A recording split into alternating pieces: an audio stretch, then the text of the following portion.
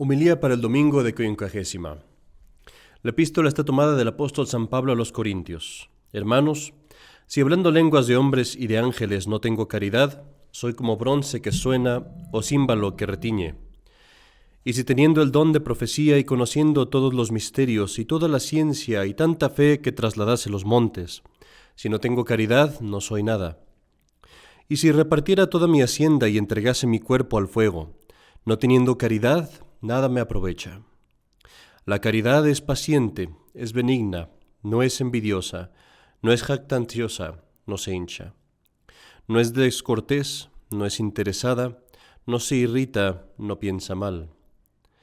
La caridad no se alegra de la injusticia, se complace en la verdad, todo lo excusa, todo lo cree, todo lo espera, todo lo tolera.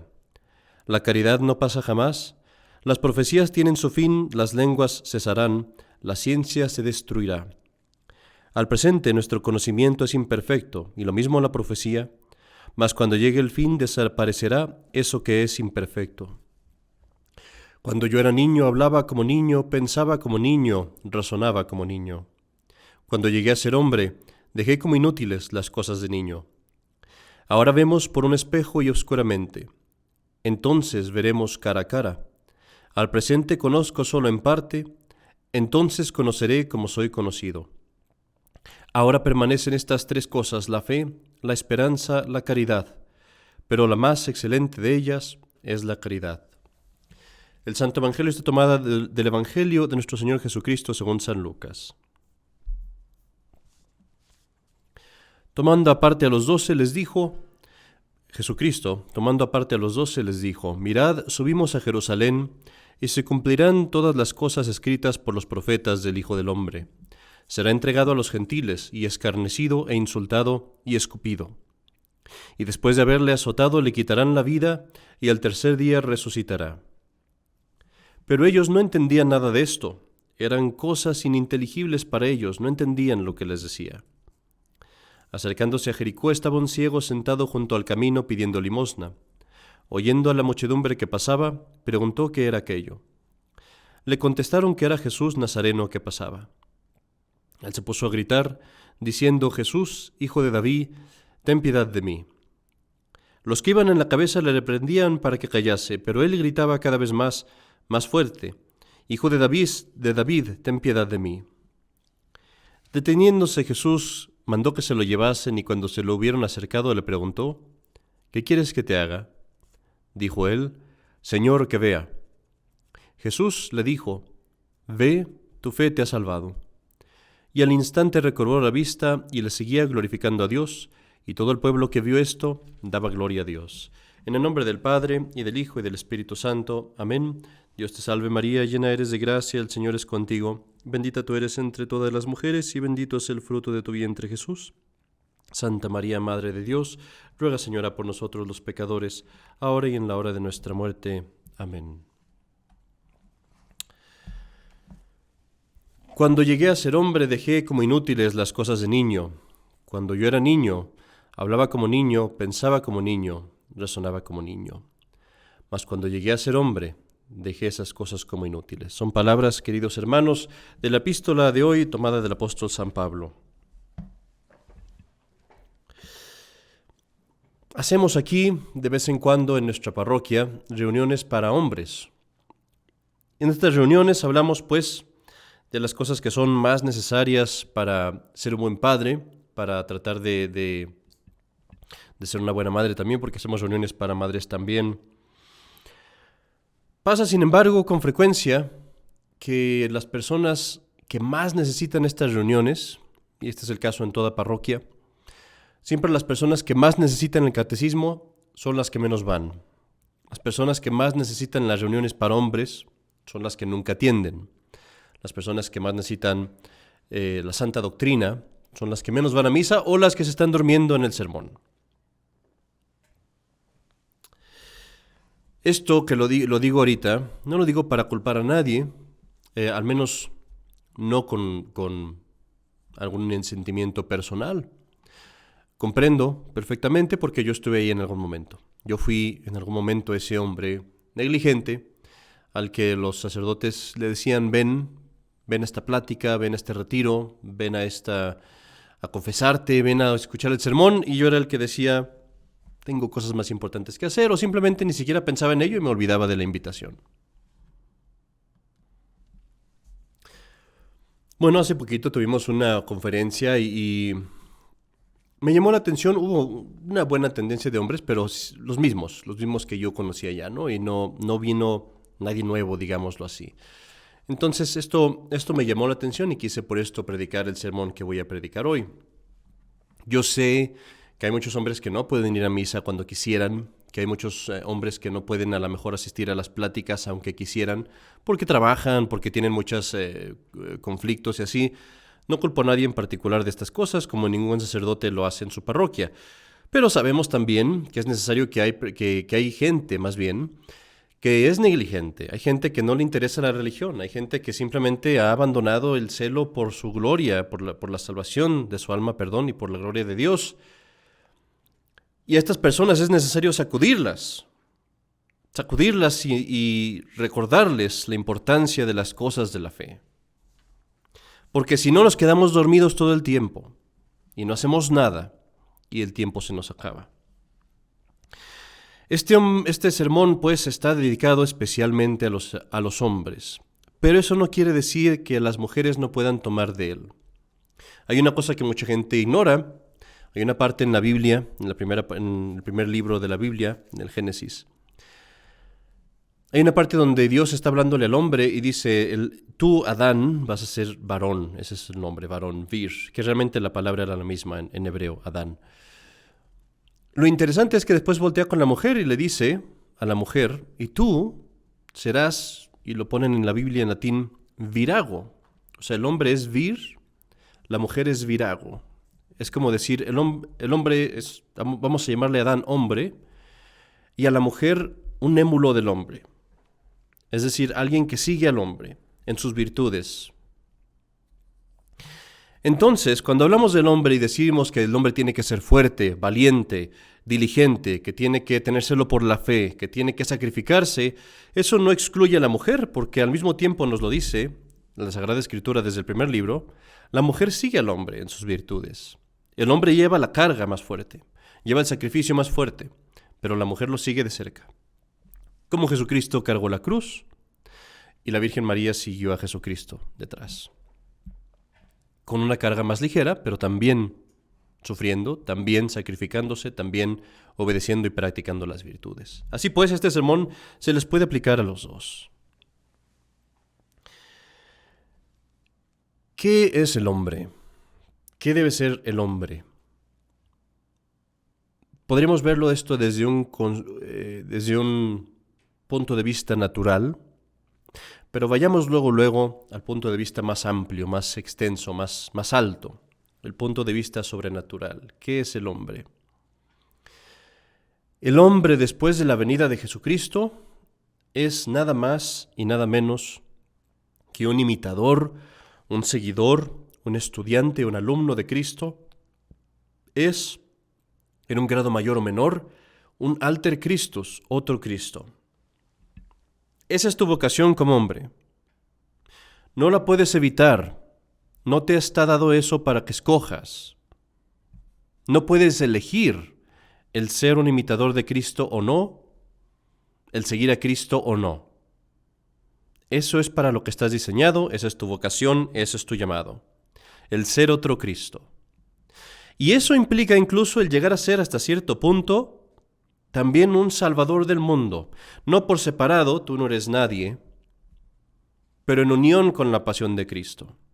En unión con sus sufrimientos. Tus sacrificios los unes al sacrificio de Cristo. Tus esfuerzos los unes al esfuerzo de Cristo. Por la gracia, por los sacramentos, por la unión con la Santa Iglesia Católica, tú como hombre te haces uno con Cristo y cooperas con Cristo para la salvación de las almas. Como lo dijo el apóstol San Pablo, suplo en mi carne lo que falta a la pasión de Cristo. Ese es el llamado de tu vocación, y la pregunta que yo te hago hoy y lo que tratamos en este sermón es, ¿lo estamos cumpliendo como hombres? Hay una película blasfema horrible, yo no la vi, pero sé de lo que trata, Salió en los 60s y esta película, el guión, digámoslo así, la historia, es que Jesucristo está en la cruz, nuestro Señor. Llegan los judíos y le dicen, si tú eres el Mesías, baja de la cruz para que te creamos. Y en esta película sabemos todos que Jesucristo no bajó de la cruz. En esta película, blasfema, suponen que Jesucristo se baja de la cruz, que dice, yo soy el Mesías, y se baja de la cruz y renuncia al sacrificio de la cruz y sigue su vida sin ello. En otras palabras, Jesucristo deja de salvar al mundo. Es una película blasfema, pero me sirve ahorita para este propósito de ilustrar qué horrible hubiera sido si Jesucristo se hubiera bajado de la cruz. Qué horrible hubiera sido si nuestro Señor hubiera decidido no salvarnos, si no hubiera cumplido su misión que tenía como hombre Dios. Bueno, mis queridos hermanos, hombres,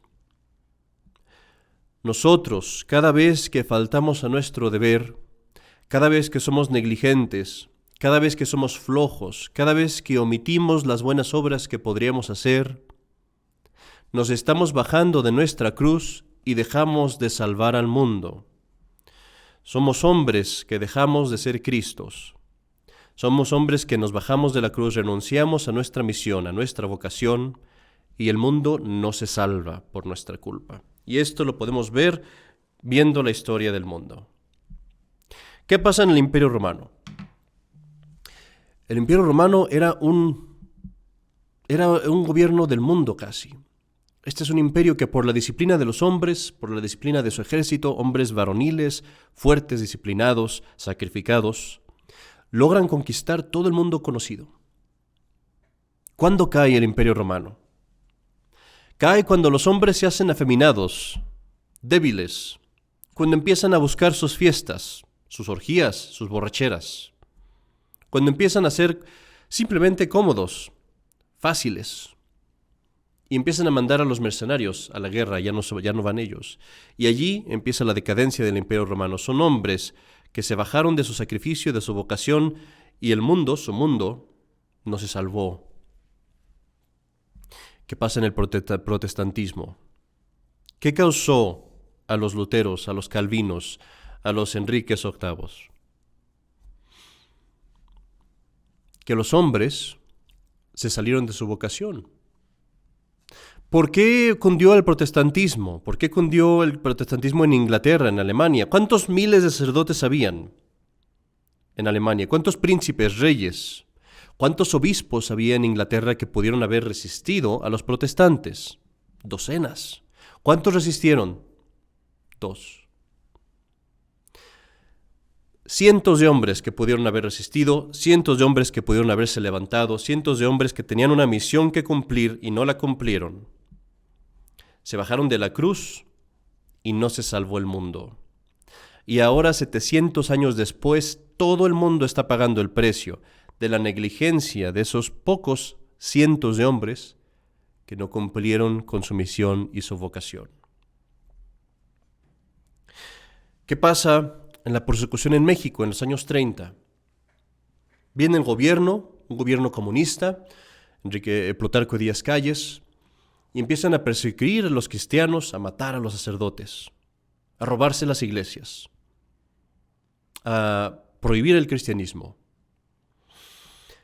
Un porcentaje pequeñísimo de hombres en México, digamos un 3% quizás, mucho menos, es más, yo creo que eso es algo muy alto.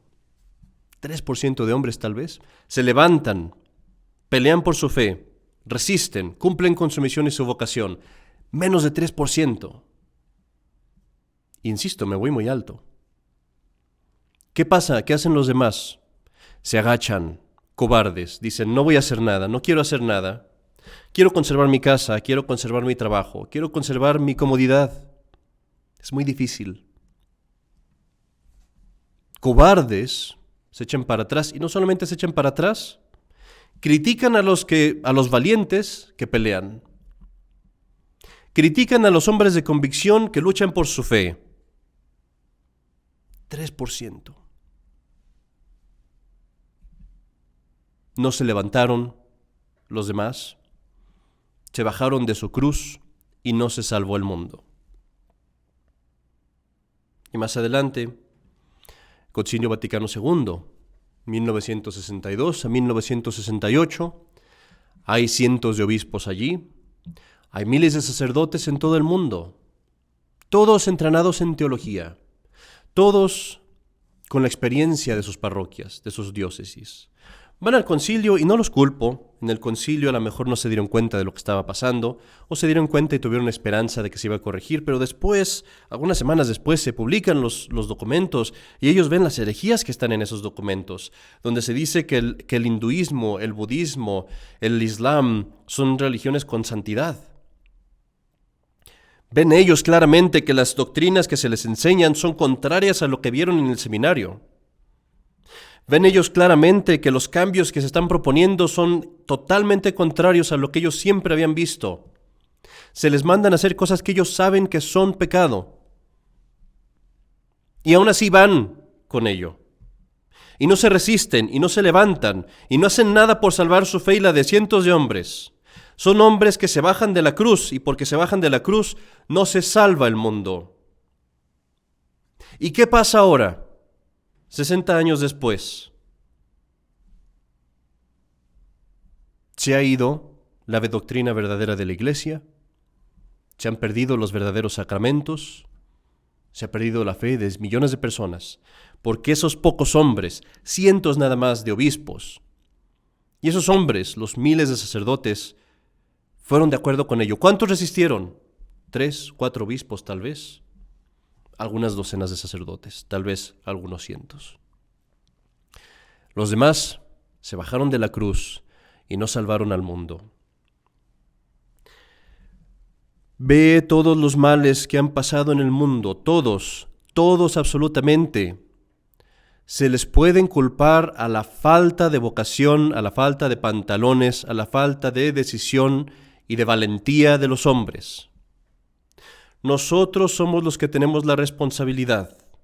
Nosotros tenemos el poder de cambiar las cosas y no lo hacemos.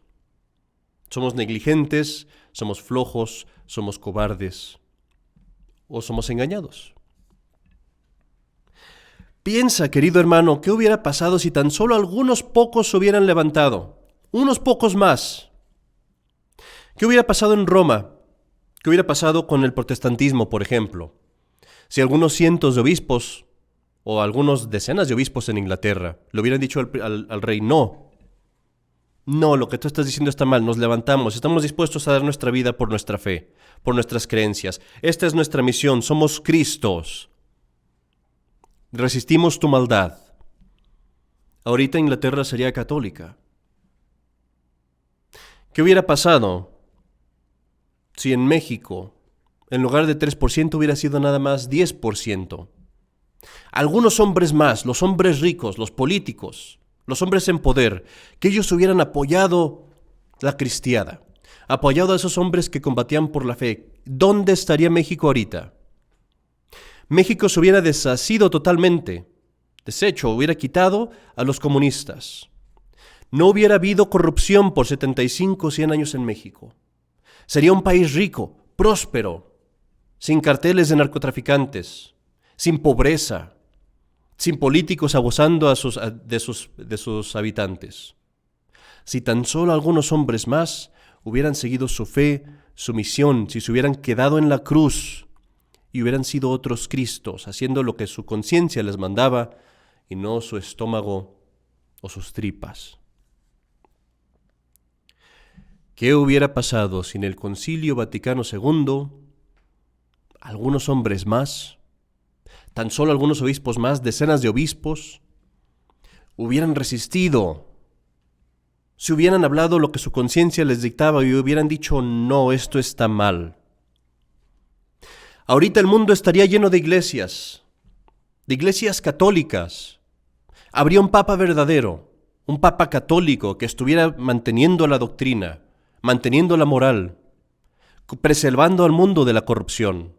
Tendríamos obispos que quitarían los abusos de sus seminarios. Tendríamos sacerdotes que predicarían la verdad con valentía, con coraje, sin miedo. Y tus hijos no estarían sometidos a esas monstruosidades que ven el día de hoy en la escuela, en la televisión, en el Internet. Todos y tan solo algunos hombres más hubieran resistido. La epístola, mi querido hermano, del día de hoy embona perfectamente con este tema, porque San Pablo nos dice: cuando yo era niño hablaba como niño, pensaba como niño, razonaba como niño, pero cuando fui hombre olvidé esas cosas y me moví a la caridad, al sacrificio, al apostolado. El problema que tenemos hoy es que los hombres son niños, que los hombres actuamos como niños, desperdiciamos nuestra vida. Ves a hombres de 20, 30 años jugando videojuegos, perdiendo el tiempo en la televisión, en las fiestas, en las borracheras, como animales, desperdiciando sus talentos. Y tenemos que preguntarnos, cada uno de nosotros, cuando yo esté en mi cama en la muerte, cuando yo esté ahí en el hospital a los 40, 50, 60 años, ¿voy a voltear para atrás y veré que mi vida fue desperdiciada? Voltaré para atrás y diré: 30, 40, 50 años no hice nada con mi vida, más que jugar videojuegos, tomar cerveza, desperdiciarlo. Piensa que como hombre no vas a ser juzgado nada más por tu vida. Eso es lo que mucha gente piensa. Uno dice: bueno, como hombre me va a juzgar Dios por el rosario que no recé, porque debí haber rezado ese día, o por el pecado que cometí este día, porque no debí haber cometido ese pecado. Me va a juzgar Dios por mi vida. Pero piensa en lo que te acabo de decir. ¿Qué hubiera sido del mundo si estos hombres hubieran cumplido con su misión? Y ahora pregúntate a ti mismo: ¿te irá a juzgar Dios nada más por tu vida? ¿O te irá a juzgar también por todo el futuro que no hiciste? Te dirá Dios tal vez el día de tu muerte: no solamente no hiciste esto aquí en tu vida, sino todo este cambio tú lo deberías de haber hecho. Este futuro estaba en tus manos. Tú debías de haber provocado este cambio para cientos de personas, miles de personas. Debiste de haber sido un Cristo, debiste de haber estado en la cruz, debiste de haber salvado al mundo en la parte que a ti te tocaba, pero no lo hiciste. 30, 40, 60 años. No hiciste tu parte. No es nada más tu vida. Es el futuro que no hiciste, del que tú como hombre, como líder, como Cristo, como un alter Christus, un otro Cristo, eras responsable. Pero porque no lo hiciste, tus hijos pagarán el precio, y los cientos, y eso cae sobre ti también. Porque esa era la vocación a la que Dios te destinaba como hombre. ¿Ves, querido hermano? Nosotros los hombres tenemos una carga muy fuerte.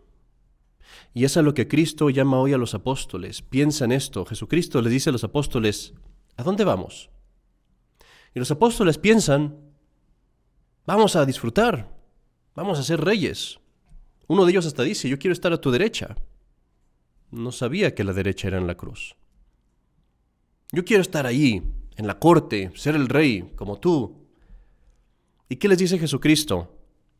En verdad les digo, subimos a Jerusalén a que se cumplan las profecías sobre mí. ¿Qué profecías? La cruz, los escupitajos, los azotes, la corona de espinas, matarme. A eso te llamo, hombre. A eso te estoy llamando. Esta vida no es para gozar. Eso es allá. Te estoy llamando, nos dice Jesucristo, a ser otro Cristo, a la cruz, al sacrificio, a que ores, a que enseñes, a que des buen ejemplo, a que guíes a la verdad, a la bondad, a que seas justo, a que quites la maldad del mundo. Para eso te di talentos, para eso te di fuerza, para eso te di mente. Úsalo en eso. No pierdas el tiempo.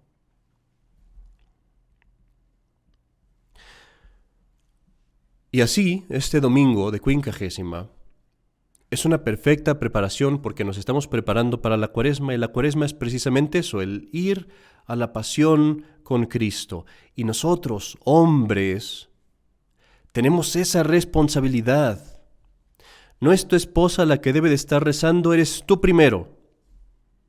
No son las mujeres las que deben de estar aquí en la iglesia solas, eres tú primero. No son las mujeres las que deben de vigilar la enseñanza religiosa de los niños, nada más, eres tú primero. Tú eres responsable, tú eres el líder, es tu carga, es tu responsabilidad, tú serás juzgado por ello. Nosotros, los hombres, seremos juzgados por ello. Y así pues, ahora que empezamos la Cuaresma y con este domingo, hagamos esta resolución, este propósito. No temamos más nuestra vocación, no seamos más flojos y negligentes. Somos los hombres salvadores del mundo. Acuérdate de todas las maldades del pasado. Todas están sobre nuestras espaldas, son nuestra culpa. Somos líderes y como líderes tenemos esa responsabilidad y esa culpa. Para el futuro, eso está en nosotros, está en nuestras manos, es nuestra responsabilidad. Pidámosle a Dios en esta Cuaresma, pues, y este domingo, que nos conceda la gracia como hombres de levantarnos, de ser religiosos, de ser justos, de ser morales, de cumplir con nuestro deber. Si yo me bajo de la cruz, yo no salvo al mundo, y si yo no salvo la parte que Dios me dio para salvar, nadie la va a salvar. Y seré responsable de eso. Y este sermón va también para las madres. Madre, mujer, a ti también te toca esto. En tu nivel, en tu responsabilidad, en tu debida proporción. Pero no solamente para ti, piensa también en tus hijos. Educa a tus hijos. Edúcalos para que sean verdaderos hombres, no cobardes, no temerosos, no flojos, no negligentes. Hombres, no gusanos. Edúcalos a tus hijos, para que ellos no sean del 97% que no se levanta, que no dice nada, que no defiende, que es cobarde. Que sean ellos de ese 3% que se levanta y lucha por su fe, por la justicia, por la moral, por la santidad, por Cristo y por la Virgen María. Y que Dios nos ayude también a nosotros a perseverar y corregirnos en lo que tengamos que corregirnos para llegar algún día a este alto ideal de ser verdaderos hombres. En el nombre del Padre, y del Hijo, y del Espíritu Santo. Amén.